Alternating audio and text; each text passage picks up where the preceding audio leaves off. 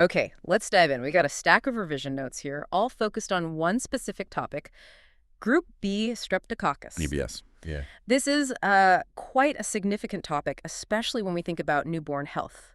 And these notes, they look like they really pull together the essentials you'd need for revision. Absolutely. Think of these notes as like your map. Covers the basics, what GBS actually is, right through to how it's managed. Particularly focuses on things like the UK guidelines, the RCOG ones. Right. So our mission here really is to unpack these notes for you, go through the key points, make sure the really critical high-yield information is clear and hopefully memorable. Exactly. Cutting through the noise straight to what these notes say is most important. So, okay, let's start right at the beginning. What is GBS, according to these notes? Okay, so at its core, GBS is a type of bacteria, Streptococcus agalactiae. Streptococcus agalactiae, okay. And a really crucial point from these notes, it's incredibly common. It often just lives harmlessly in the gut, the gastrointestinal tract, and also the genital tracts of perfectly healthy people. So you can be a carrier and not even know it. Precisely. You might have no idea. Yeah. It doesn't necessarily cause problems for the person carrying it. The notes are very clear about who it can cause problems for. Yes, exactly. Mm. While it can cause infections in, say, pregnant women or other adults, the notes really emphasize its major significance for newborns. It's flagged here as the single most common cause of early-onset severe infections in babies. Wow. The most common cause. Yeah, and that links back to the carriers, you see, because the notes state that a pretty significant chunk of mothers, maybe 20 to 40%, carry GBS. 20 to 40%, that's quite high. It is. And that's the pool, essentially, where these newborn infections often originate from. That statistic alone really shows why this is such a relevant topic for, pregnancy and childbirth. Which leads us nicely to, well, how does someone get it? The etiology. What did the notes say? The cause is straightforward. It's the bacteria itself, Streptococcus agalactiae. Right. And the main way it gets passed on, especially to newborns, is during childbirth. As the baby travels through the birth canal of a mother who's a carrier, they can get exposed. Direct contact is also mentioned as a possibility.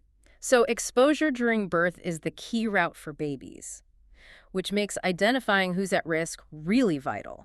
The notes seem to lay out the risk factors quite clearly, focusing on newborns. They do, and this section of the notes, definitely high yield for revision. They group them quite logically. First, you've got maternal factors. Like the mother herself. Exactly. If the mother is known to be a carrier, that's a primary risk for the baby. Also, intrapartum fever, so a fever developing during labor. That's another big flag. Okay. And importantly, if a mother has previously had a baby with a GBS infection, well, that significantly increases the risk for her next baby. Right, so mother's carrier status, fever in labor, and past history. Got it. What about factors related to the labor itself, the delivery process? Yep, those list three key ones there. Premature rupture of membranes, water's breaking early. Before labor starts properly. Or just too early. Yeah, it removes that protective barrier. Then, preterm labor itself, so delivering before 37 weeks. The baby is just more vulnerable. Makes sense. And finally, prolonged labor. Basically, the longer the labor goes on after the waters have broken, the more time there is for potential exposure. Okay, so early exposure, longer exposure, or exposure when the baby's more vulnerable or less protected. Looking at these notes, these factors really paint a picture of high-risk situations. Definitely points to remember. Absolutely. Those are the triggers, the things that should make you think GBS risk in a clinical setting based on these notes. Okay, so that's the risk of getting it. What about what it actually does, the pathophysiology? The notes mention two main patterns of infection in newborns. There's early onset. That's the one happening soon after birth. Yeah, typically within the first week of life. Yeah. Often acquired, like we said, during passage through the birth canal. And then there's late onset disease. Which happens Later. From about day 7 up to maybe 3 months old. And the source there could still be the mother, but maybe other environmental sources too. And how does it cause illness? Well, the notes explain the mechanism.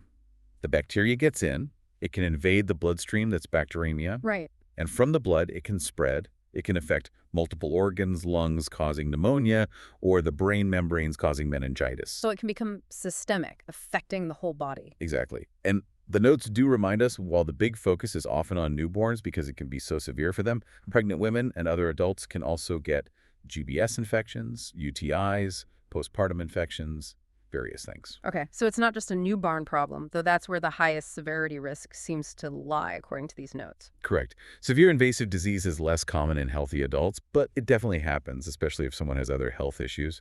The notes include this for a complete picture. Now, when you see symptoms, maybe sepsis in a newborn or UTI in pregnancy, you need to consider other causes too, right? Differential diagnosis. Yes. The notes are pretty brief here, but make the key point. Mm-hmm. You need to rule out other things, especially with something like neonatal sepsis. It could be other bacteria, maybe even viruses. Same for infections in pregnant women. So think GBS, but also think, what else could this be? Precisely. Got to find the right culprit to treat effectively. Okay. So putting this in context, how common is GBS infection? The notes seem to lean towards UK data, especially with the management guidelines mentioned later. What do they say about epidemiology here? They give a really stark statistic for the UK. GBS is the leading cause of severe infection in newborns. The leading cause. That's significant. It immediately tells you why this is such a high priority topic in UK maternity and pediatric care.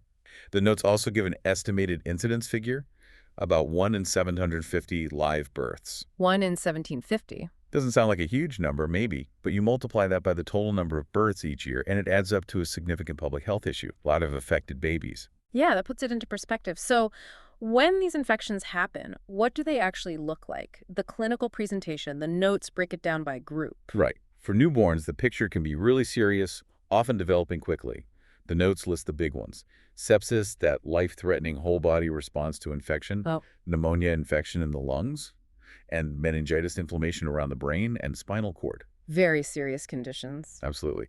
And the notes also mention other systemic signs, things like the baby being very lethargic, not feeding well, having trouble breathing, signs the infection is widespread. And what about for pregnant women or other adults? What presentations do the notes list? More commonly there, it mentions urinary tract infections, UTIs. Also, postpartum infections cropping up after birth, like in the womb or a C-section wound, and other invasive infections are possible too. So it really varies. Often severe systemic illness in newborns, but perhaps more localized, like a UTI, in adults, though serious infections can still happen. Exactly. The presentation really depends on the patient group and their overall health, as highlighted in the notes. Okay. Recognizing the signs is step one, but how do you actually confirm it's GBS? Or how do you find those carriers before problems start? What do the notes say about investigations? They outline two main approaches. First is prenatal screening. Screening during pregnancy. Yes. Using swabs, usually vaginal and rectal swabs, typically later in pregnancy. The goal, as the notes suggest, is to identify women carrying GBS before labor starts. So you know who might need preventative treatment. Exactly. And the second approach is laboratory tests, used when you actually suspect an infection is happening. So testing samples from the baby or the mother? Right. Taking samples like blood, urine, or if meningitis is suspected, cerebrospinal fluid, the fluid around the brain and spine, looking for the Streptococcus agalactiae bacteria. And crucially, the notes mention antibiotic susceptibility testing. This is vital. It tells you which specific antibiotics will actually kill that particular strain of GBS the patient has. so you can pick the right drug from the start. Ensures effective treatment. Hugely important. Which leads us perfectly into the management section. This looks like a really key part of the notes, and it specifically mentions UK practice, referencing the RCOG 2017 guidelines. What's the overall strategy outlined there? Okay, so the core strategy in these guidelines, especially for preventing that early-onset GBS disease in newborns, is something called intrapartum antibiotic prophylaxis, IAP. Intrapartum. So during labor. Yes, giving antibiotics to the mother during labor. But, and this is a really key point emphasized in the notes, this isn't for everyone. It's targeted. It's primarily for women identified as having specific risk factors. Ah, so it links back to that risk factor list we discussed earlier. It's not universal screening and treatment for all. Not universal screening, no. That's a defining feature of the UK approach described here. So IAP for those with risk factors. And if a newborn does get infected or is suspected of having an infection, then the notes say they receive antibiotics directly. Treat the baby. And similarly, maternal or adult infections are treated with appropriate antibiotics based on the situation and guidelines. Okay. Now, the notes seem to pull out some very specific points from those RCOG 2017 guidelines. These feel like the absolute must-know details for UK practice. based on these revision notes. Definitely. These are the high-yield takeaways from the guidelines section of the notes. First, they explicitly state no universal GBS screening for all pregnant women in the UK. Okay, that's crystal clear from the notes. No routine screening for everyone. Following from that, the notes mention that just because a woman asks for screening, that alone isn't considered enough reason to do it under these guidelines. It needs to be based on risk factors or history. Right. Reinforces that risk-based approach. What if a mother had a previous baby with GBS disease? That was a risk factor. Yes, a major one. The notes state that a history of a previous baby with GBS disease is a clear indication for action. These women should be offered IAP automatically during labor in their current pregnancy. Offered IAP. Or, the notes say there's an alternative option for them. They can choose to have GBS testing done late in this pregnancy. Swabs again. And if that test comes back positive, then they get the antibiotics during labor. So offer IAP or offer testing and treat if positive. And if testing is done, when should those swabs be taken? Do the notes specify? They do. The timing mentioned is between 35 and 37 weeks of gestation, or if delivery is expected earlier, then about 3 to 5 weeks before the due date. Okay, 35, 37 weeks. Good timing to predict status at delivery, presumably. Seems likely, yeah. The notes then reiterate the main indications for offering IAP during labor, the triggers based on risk. Which are? Listed here as having had that previous baby with GBS disease, which we just covered, Uh-huh. also preterm labor before 37 weeks, and having a fever during labor. Notice how those map directly back to the risk factors we talked about earlier. Exactly. It's like the notes are connecting the dots. Here are the risks, and if you identify these specific risks during labor or from the history, this is what the guideline recommends. Very logical. And finally, what antibiotic is preferred for IAP, according to these RCOG guidelines in the notes? The notes are specific here. Benzyl penicillin. That's the antibiotic of choice for intrapartum prophylaxis, assuming, of course, the woman isn't allergic to penicillin. Benzyl penicillin, another key detail. Definitely one to remember from this guideline summary. So this management section from the notes really paints a practical picture of the UK strategy described. Identify those specific risk factors listed. If present, offer intrapartum antibiotics, usually benzyl penicillin, treat confirmed infections. It clearly emphasizes prevention based on risk assessment, not universal screening. Precisely. Mastering these specific points from the RCOG guidelines, as presented in these notes, is definitely crucial for revision, reflecting current UK practice. Okay, so management is applied. What's the likely outcome? The prognosis. The notes touch on this. The general message from the notes is actually quite positive. With prompt diagnosis and the right management, the prognosis for GBS infection is generally good. That's encouraging. It is. It highlights that the strategies, when applied quickly, are often effective. But there's a significant but mentioned in the notes, isn't there? Yes, there's a crucial caveat. They add that severe cases, particularly in newborns, can sadly lead to long-term complications or even mortality. Right. So it's a stark reminder of why spotting it early and treating it fast is so incredibly important, even though many cases do well with prompt care. Which brings us to the potential complications listed in the notes.